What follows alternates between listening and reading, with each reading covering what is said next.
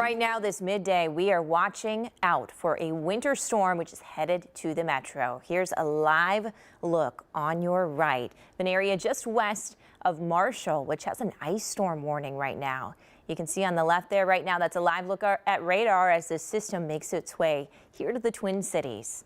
Our team of meteorologists is calling this a weather warn day. The system's already generated icy, slick roads in the Dakotas, leading to overturned cars and crash after crash. Heavy snow also hit the Central Plains. This severe weather in the deep south is making any travel brutal this week. So with that, of course, we want to get over to Ben Derry with a check of how things are going. Kind of dreary here in the Twin Cities. When's it going to hit us? Well, it's probably going to be about mid-afternoon. So within the next couple of hours, you're going to notice a cold rain starting to move over the Twin Cities. And just north of the metro, a combination of rain, sleet, and even some slushy snow. It is going to be a wet second half of the day. So keep your umbrellas handy, which umbrellas in the middle of December, not always the greatest thing. It's a complex weather system. You can see a variety of winter precipitation types across western and southwestern Minnesota. As we head into the second half of the day, temperatures should be just warm enough to give us a cold rain for the evening commute. So watch out for ponding on area roadways, as the rain could get heavy at times. As temperatures cool a couple degrees after dark, we'll transition to a rain-snow mix, possibly mixed with some sleet as well. Maybe a couple hours of snow after midnight here in the metro, but you get from St. Cloud northward, that is all snow.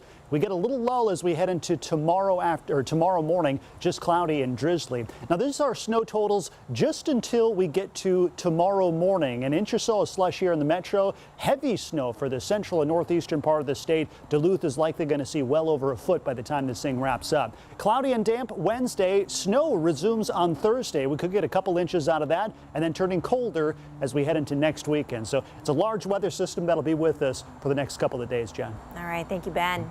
Xcel Energy says it is staging crews in case snow, freezing rain, or wind takes out power during this storm. If you do lose power, they ask that you report it to them. You can stay informed on outages with their website or app. Xcel is also reminding people to stay away from downed power lines and have your home emergency kit ready. Well, you might not be thinking about it right now, but the snow could also bring potential flooding. Over the past 24 hours, city crews in St. Louis Park have been cleaning out storm drains. You can also prepare by making sure your sump pump is working and having a battery backup on hand. Preventative steps when we have a system like this on the way. It can be a problem, especially, if we get a bunch of rain and the ground's froze, it can create issues like the ground won't absorb it. If you got bad grading, or we get into the inner city parts where the houses are really close to each other, there's just nowhere for that water to go. So one of the best things you can do is to periodically check your basement and your yard for pooling water. Well, if you have students in school, you want to keep an eye on this. This is the closings and delays section of KARE11.com, KARE11.com/closings. And this is where districts will let us know if they're closing early because of the weather or canceling altogether. We did have 74 alerts just this morning. Now to a developing story this noon hour, a deadly double shooting in downtown St. Paul. It happened near the light rail. Metro Transit police tell us it happened around 8:30 last night near the Green Line Central Station. When police got to the scene, they found two people with gunshot wounds. Both were taken to a nearby hospital where they later died.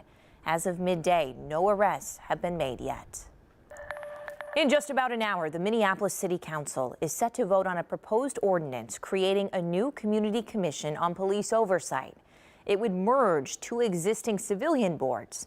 The commission would be responsible for reviewing investigations of complaints against officers and then making a recommendation to the police chief.